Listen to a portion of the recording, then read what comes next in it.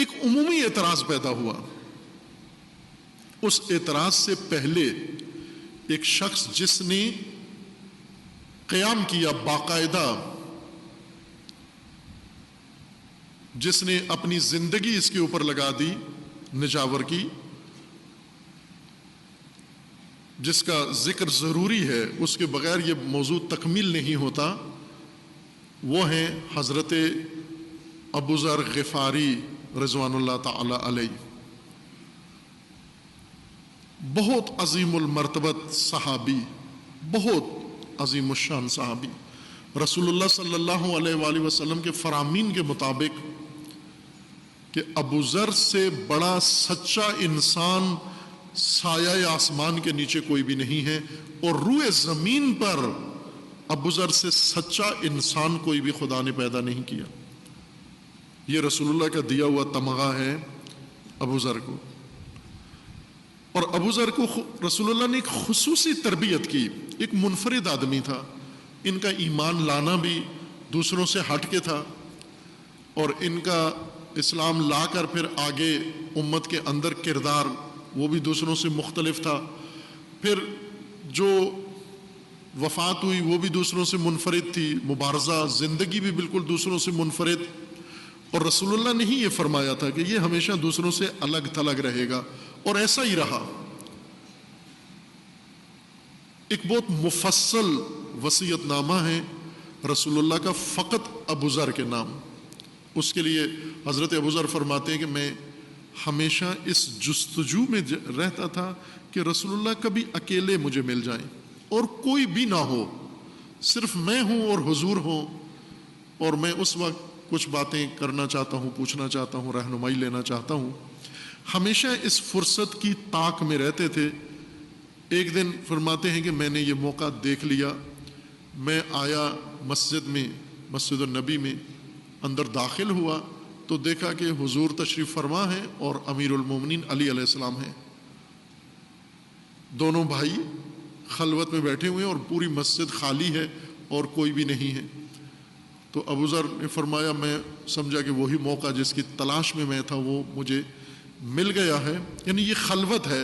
امیر المومنین کی موجودگی کو انہوں نے مخل نہیں سمجھا، انہوں نے اس کو خلوت ہی کہا کہ یہ خلوت ہے. اور آ گئے اور حضور کے بارگاہ میں حاضر ہو کر عرض کی کہ میں آپ سے وصیت لینے آیا ہوں، مجھے وصیت فرمائیں، نصیحت فرمائیں.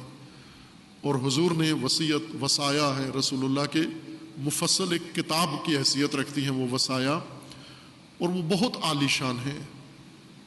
حضور نے ایک منفرد وصیتیں ابو ذر کو کی جو دوسرے صحابہ کو کمتر ایسی وصیتیں کی. ویسے رسول اللہ کی عمومی تعلیمات میں وہ وصایا موجود ہیں، لیکن اس شکل میں اور اس انداز میں جس طرح سے ابو ذر کو وصیت کی یہ نہیں ہے.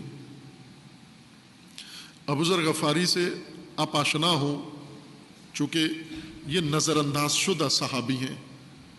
یہ وہ صحابی ہیں، خوب آج پاکستان میں صحابہ کے چاہنے والے زیادہ ہیں، صحابہ کے لیے ہر کام کرنے والے، صحابہ کے نوکر، صحابہ کے لیے جان دینے والے اور عظمت صحابہ پہ مر مٹنے والے.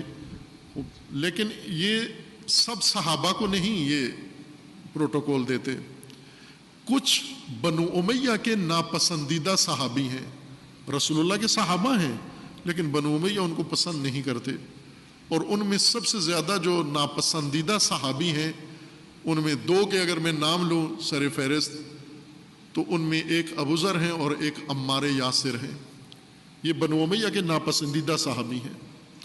ابو ذر جو صحابہ کی عظمت کے قائل ہیں، جو صحابہ کی حمایت کے قائل ہیں، صحابی کسی زمانے میں بھی اگر اس کی توہین ہو، اگر اس کی ہتک ہو، اگر اس کی کوئی گستاخی ہو تو وہاں نوٹس لینا چاہیے، اور یہ نوٹس لینا چاہیے. یہ ان سے رسول اللہ خود فرماتے ہیں کہ ابو ذر سے بڑا سچا کوئی صحابی نہیں ہے میرا، سب سے سچا صحابی. بلکہ حضور نے فرمایا کہ آسمان کے سائے کے نیچے ابو ذر سے سچا کوئی بھی نہیں ہے.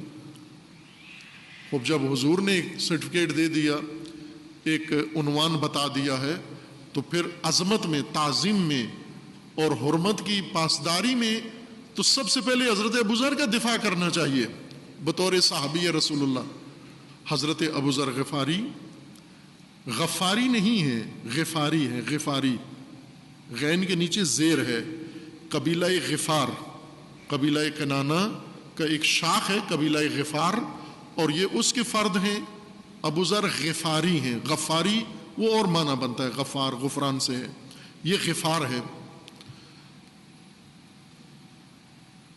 یہ مکہ کے نواح میں مضافات میں چند فرسخ کے فاصلے پر ایک بستی میں ان کی ولادت ہوئی، پرورش ہوئی، اور جب ان کی جوانی ہوئی اس زمانے میں خداوند تبارک و تعالیٰ نے حضور کو مکہ میں مبعوث فرمایا، اور جب حضور نے اپنی دعوت کو عام کیا تو تاریخوں کے مطابق ابو ذر غفاری اپنے علاقے میں مکہ سے باہر چند کلومیٹر کے فاصلے پر، شاید کوئی 100 کلومیٹر یا اتنا کم و بیش فاصلہ بنتا ہوگا، اس فاصلے پر ان کا وہاں قبیلہ بھی تھا اور گھر بھی تھا اور خاندان تھا۔ ان کے خاندان کا کام جو تاریخ والوں نے لکھا ہے وہ راہزنی ہے، کہ خاندان والے راہزنی کرتے تھے، لیکن یہ درست نہیں ہے، راہزنی نہیں تھا، راہداری کہہ سکتے ہیں آپ، راہداری ان کا کام تھا، نہ راہزنی۔ راہزنی کا مطلب ہوتا ہے کہ قافلے تجارتی آنے جانے والے ان کو لوٹنا، راہداری کا مطلب یہ ہوتا ہے کہ قافلوں کی حفاظت کر کے اس حفاظت کے بدلے میں ان سے پیسے لینا، اس حفاظت کا، پروٹیکشن کا فیس لینا ان سے، کہ ہم آپ کو حفاظت سے اپنے علاقے سے پاس کراتے ہیں، کسی رازان کو لوٹنے نہیں دیں گے۔ ابو ذر کا بھی کام یہی تھا، اور چونکہ کوہستانی فرد ہے، صحرائی ہیں اور طاقتور تھے، بہت ہی مضبوط جسم کے اور ارادے کے مالک، انہوں نے قافلے والوں سے سنا ہوا تھا حضور کا نام کہ مکہ میں ایک شخصیت آئے ہیں اور وہ جو کچھ لوگوں کا اعتقاد ہے اس کے خلاف بات کرتے ہیں۔ ابو ذر کو اسی سے بہت دلچسپی تھی کہ کوئی تو آیا ان چیزوں کے خلاف بولنے والا، کوئی تو آیا، چونکہ ابو ذر کے بارے میں ہے کہ وہ خود پہلے سے ان چیزوں بت پرستی کی مخالفت کرتے تھے، وہ پہلے سے ان تمام قباحتوں کی جو عربوں کے اندر رائج تھیں ابو ذر ان کی مخالفت کرتے تھے۔ بلکہ ابو ذر کو ایک دفعہ ابو ذر نے اپنے بھائی کو بھیجا کہ آپ جو مکہ میں جا کر خبر لے کر آؤ کہ یہ جو روز ہم قافلوں سے سنتے ہیں کوئی شخصیت ہے اور بڑی انقلابی باتیں کرتے ہیں اور یہ موجودہ سسٹم سب کو انکار کرتے ہیں اور اللہ وحدہ لا شریک کی طرف دعوت دیتے ہیں، تو خود ذرا سن کر آؤ کہ کیا کہتے ہیں۔ چونکہ قافلے والوں میں سے کوئی کہتا ہے یہ شاعر ہیں، کوئی کہتے ہیں نعوذ باللہ جادوگر ہیں، کوئی کہتا ہے کیا، جو کچھ مشرکین پروپیگنڈا کرتے ہیں قافلے والے وہی پھیلاتے جاتے ہیں۔ بھائی کو بھیجا کہ آپ کوئی مستند خبر لے کر آؤ۔ ابو ذر کے بھائی گئے، کچھ عرصہ مکہ میں رہے، پھر اس کے بعد واپس آئے، تو آ کر بھائی نے جو پہلی رپورٹ دی ابو ذر کو وہ کیا تھی؟ کہا کہ وہ تو وہی باتیں کرتے ہیں جو آپ کرتے ہو ادھر۔ کہا وہ کیا باتیں ہیں؟ کہا وہ بھی ان ساری چیزوں کے خلاف ہیں جو آپ جن کے یہاں اپنے قبیلے والوں کو جن کاموں سے روکتے ہو وہ سب کو ان کاموں سے روکتے ہیں۔ ابو ذر نے جب یہ سنا تو پھر رہا نہیں گیا، پھر ابو ذر نے قبیلہ چھوڑا اور مکہ آ گئے، اور آ کر لوگوں سے پوچھتے تھے این محمد صلی اللہ علیہ وآلہ وسلم، کہاں ہیں یہ ہستی جن کا نام مقدس یہ ہے، وہ کہاں ہیں؟ جس کو پوچھتے وہ یا ڈر جاتا، سہم جاتا، یا لبوں پہ ہاتھ رکھ کے خاموشی کا اشارہ کرتا کہ یہ نام مت لو ورنہ پٹ جاؤ گے۔ پوچھتے پوچھتے ابو ذر نے ایک آدمی سے پوچھا، اس نے اشارہ ایک بچے کی طرف کر دیا کہ اس بچے کو پتا ہے، اس سے پوچھو۔ وہ بچہ کون تھا؟ امیر المومنین علی علیہ السلام۔ ابو ذر نے جا کر پوچھا این محمد، کہا کیوں؟ کہا ملنا چاہتا ہوں، آؤ میرے ساتھ آؤ۔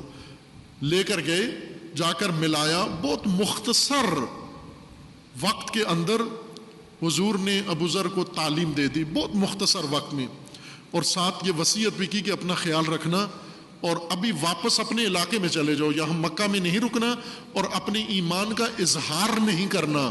لیکن ابو ذر کی طبیعت، ابو ذر کا مزاج، ابو ذر کی شخصیت، جب اس کو یہ جاگ لگ گئی جو پہلے سے ہی اس کے اندر یہ تڑپ موجود تھی، اب تو اس کو چنگاری بھی دکھا دی گئی، شعلہ بھی بنا دیا گیا۔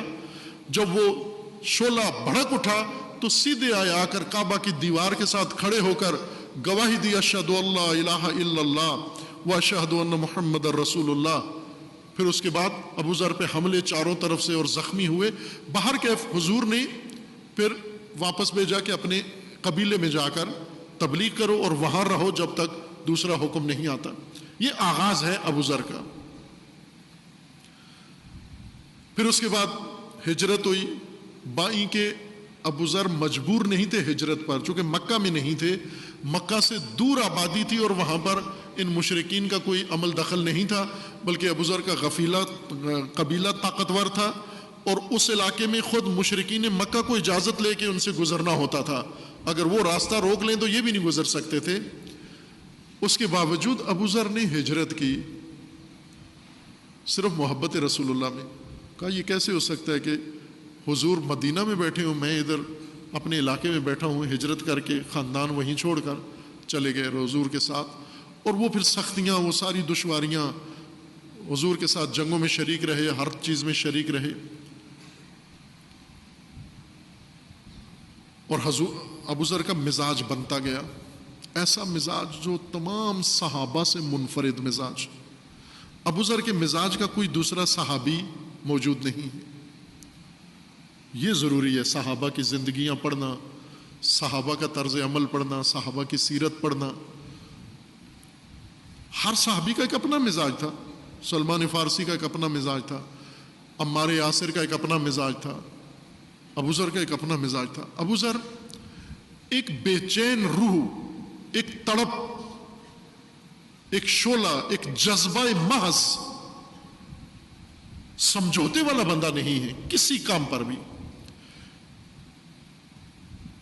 کسی چیز پر کسی کے ساتھ کوئی سمجھوتا کرنے کے لیے تیار نہیں ہے۔ جو غلط ہے وہ غلط ہے، جو ٹھیک ہے وہ ٹھیک ہے، جو حق ہے وہ حق ہے، جو حق نہیں ہے وہ حق نہیں ہے۔ مصلحت کوش نہیں ہے، مصلحت پسند نہیں ہے ابو ذر۔ انہیں پتہ تھا کہ یہ بات کروں تو میرے اوپر آفت نازل ہوگی، خوب ہوتی ہے تو ہو جب بات درست ہے۔ اس لیے رسول اللہ نے فرمایا تھا کہ زیر آسمان سایہ آسمان ابو ذر سے سچا کوئی نہیں ہے، چونکہ سچ کہنے میں ابو ذر کو کوئی روک نہیں سکتا تھا، بلکہ سامنے لٹکتی تلوار بھی ابو ذر کو نہیں روک سکتی تھی۔